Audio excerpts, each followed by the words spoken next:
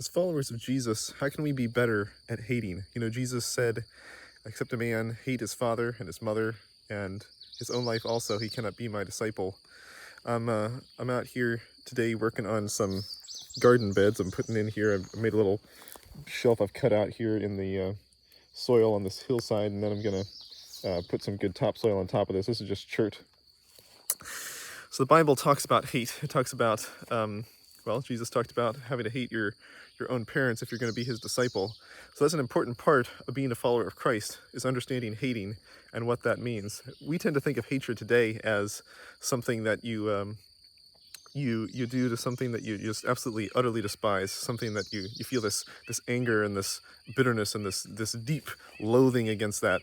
And when the Bible talks about hatred, there's a few passages where that might be applicable, but hatred in the Bible is not necessarily an emotional thing.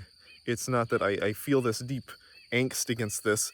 Hatred is simply the fact that you love something else more. Each of us has in our lives things that we love, things that we value, and some of those things we love more than others, or value more than others. In your life, you have your wife and your children, and you have your home and your car, and there's different things that you value, but some of them you value your wife a lot more than you value your car or your house. And we have this priority list of things. And if you wrote down everything in your life that you value and you put it in order of what you value the most, that would be the list of things you value, list of things you love.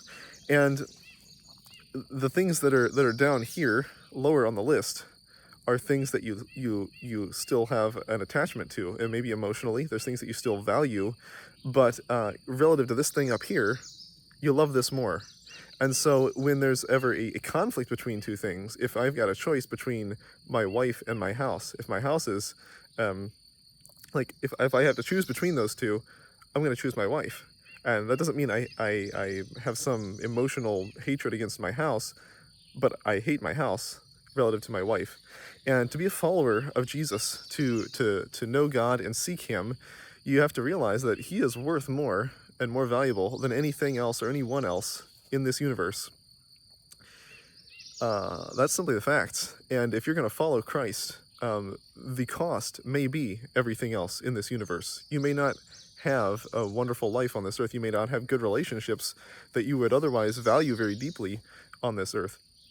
And so when Jesus said you need to love me and hate your father and your mother and your own life also, if you're going to be my disciple, doesn't mean that those are things that you need to feel some kind of emotional hatred against. It means that those are things that you still love. You love your father and mother, but you have to love Jesus more because he's more valuable. Not that your mother and father aren't valuable, but Jesus is the one who created the universe. He's the one who can offer you eternal life. And following him sometimes means that there's going to be a conflict between what Jesus asks you to do and what your father and mother want you to do in order to have a relationship with them, or other relationships that you have in your life, or other things that are in your life. Following Jesus may conflict with that. And the question is, are you going to choose Jesus? Are you going to choose God? Are you going to follow him?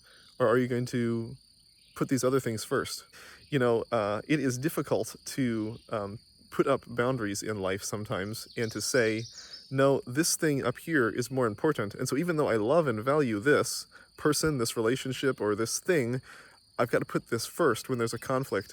It can be difficult to do that, but it's important to do that. If I love my children, but I let another relationship in my life with a friend, or with work at the church, or my job, if I let that trample upon my relationship with my children, when my children are more valuable and more important than these things down here, then I am going to develop an emotional hatred, potentially, for that thing. If I really value my children and this is trampling on that, then I'm in danger of developing bitterness. I'm in danger of developing an anger and a malice against that thing. And so, in fact, when Jesus said you need to leave this, or need to put this aside, there's times in life where that is the only way that we can love the things that are down here, that we can, is by outwardly, it seems like hating them. Outwardly, we're setting them aside. Outwardly, we're saying, no, I've got to either cut that off, or put a boundary up that says, okay, this is more valuable. And so when there's a conflict between these things,